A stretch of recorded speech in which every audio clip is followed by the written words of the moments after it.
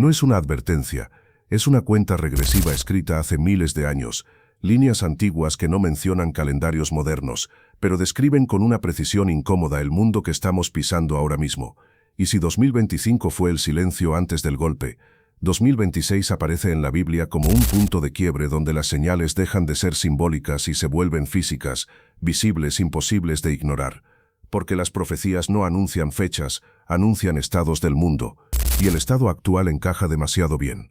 La primera profecía no habla de bombas ni de ejércitos, habla de la mente humana colapsando. Pablo escribió que en los últimos tiempos los hombres serían amantes de sí mismos, soberbios, desobedientes, sin afecto natural. Y eso no es poesía antigua, es el retrato exacto de una humanidad adicta a la validación, fragmentada e incapaz de sentir culpa, donde la empatía se apaga como una luz, y para 2026 esa frialdad no es una tendencia, es la norma, una señal silenciosa que la Biblia coloca como el inicio del derrumbe, porque cuando la mente cae, el mundo la sigue. La segunda profecía no cae del cielo, sube desde la tierra. Jesús advirtió que nación se levantaría contra nación, no solo guerras abiertas, sino conflictos internos, civiles, ideológicos, donde el enemigo no lleva uniforme, y el año 2026 encaja como una etapa donde los países no colapsan por invasiones externas, sino por fracturas internas, sociedades partidas en dos, lenguajes que ya no se entienden, vecinos convertidos en amenazas,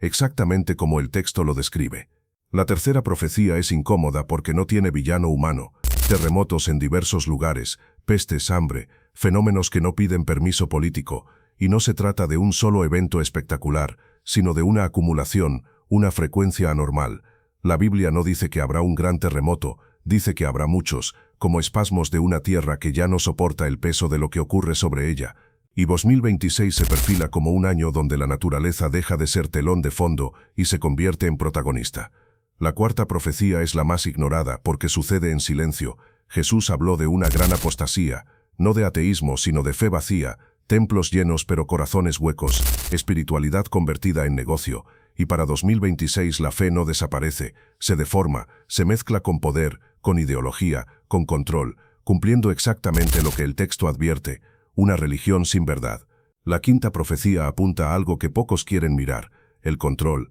Apocalipsis describe un sistema donde nadie puede comprar ni vender sin autorización. No menciona chips ni tecnologías específicas, menciona dependencia total, y 2026 aparece como un año clave donde la comodidad supera a la libertad,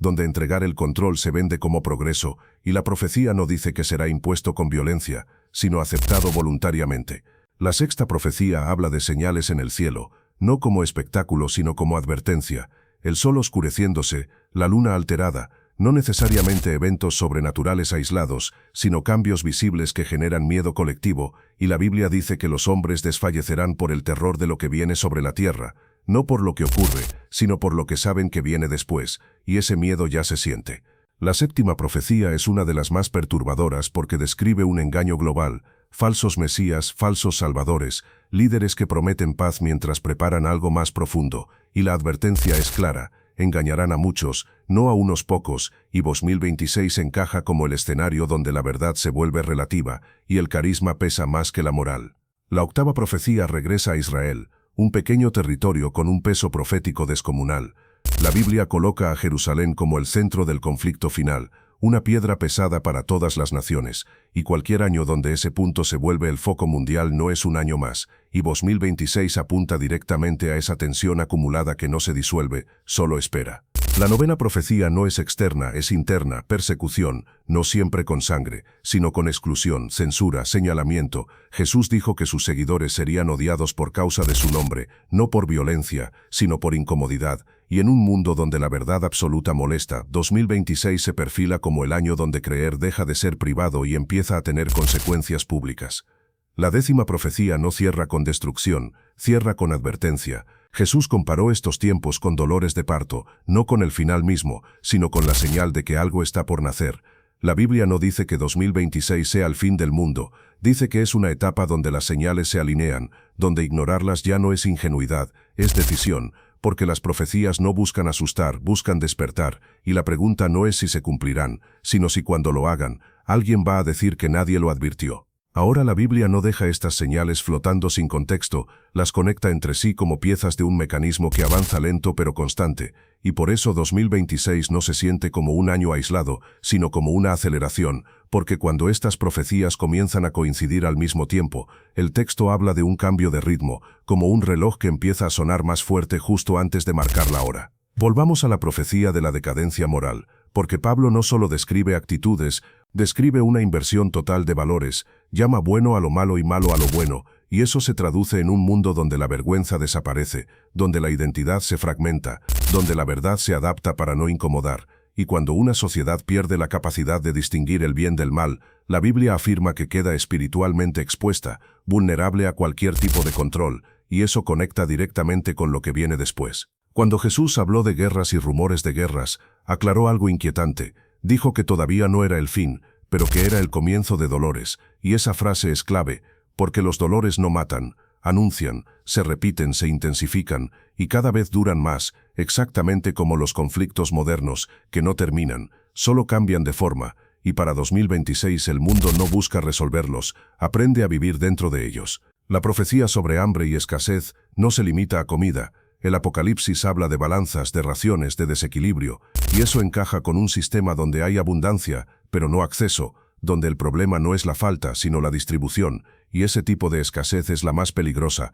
porque genera dependencia, resentimiento y obediencia, justo el terreno que el texto describe antes de la instauración de sistemas de control más grandes. La apostasía avanza en paralelo, no como rechazo frontal a Dios, sino como sustitución, versiones diluidas, mensajes cómodos, espiritualidad sin sacrificio, y la Biblia advierte que muchos creerán estar en lo correcto mientras se alejan de la verdad, y esa confusión espiritual es presentada como una de las señales más claras de los últimos tiempos, porque cuando todo parece sagrado, nada lo es realmente. El control económico del que habla Apocalipsis no aparece de un día para otro, se construye paso a paso, primero como solución, luego como estándar, y finalmente como requisito. Y la profecía es inquietante porque no describe resistencia masiva, describe aceptación, normalización, gente agradecida por un sistema que les permite sobrevivir, aunque les quite la libertad, y esa lógica encaja demasiado bien con la mentalidad del mundo moderno entrando a 2000. Las señales en el cielo no solo generan asombro, generan pánico,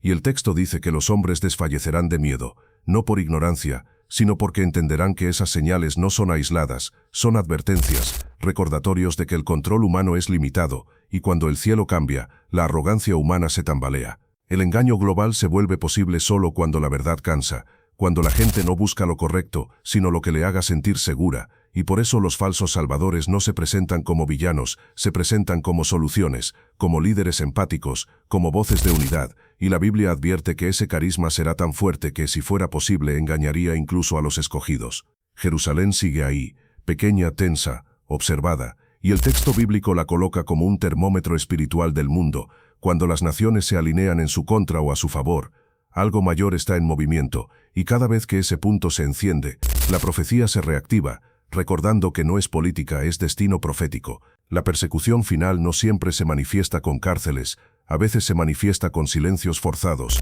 con pérdida de oportunidades, con etiquetas, con miedo a hablar, y Jesús fue claro, el rechazo no será por odio personal, sino por lo que representa la verdad, y ese tipo de presión ya no es futura, es presente, intensificándose. Por eso la última advertencia vuelve a los dolores de parto, porque después del dolor viene algo nuevo, y la Biblia no presenta este panorama para generar pánico, sino discernimiento, porque el que entiende las señales no vive con miedo, vive despierto, y 2026 no se plantea como el final, sino como un umbral, un punto donde mirar hacia otro lado deja de ser neutral, y se convierte en una elección consciente. Por eso la última advertencia vuelve a los dolores de parto, porque después del dolor viene algo nuevo, y la Biblia no presenta este panorama para generar pánico, sino discernimiento, porque el que entiende las señales no vive con miedo, vive despierto, y 2026 no se plantea como el final, sino como un umbral, un punto donde mirar hacia otro lado deja de ser neutral, y se convierte en una elección consciente.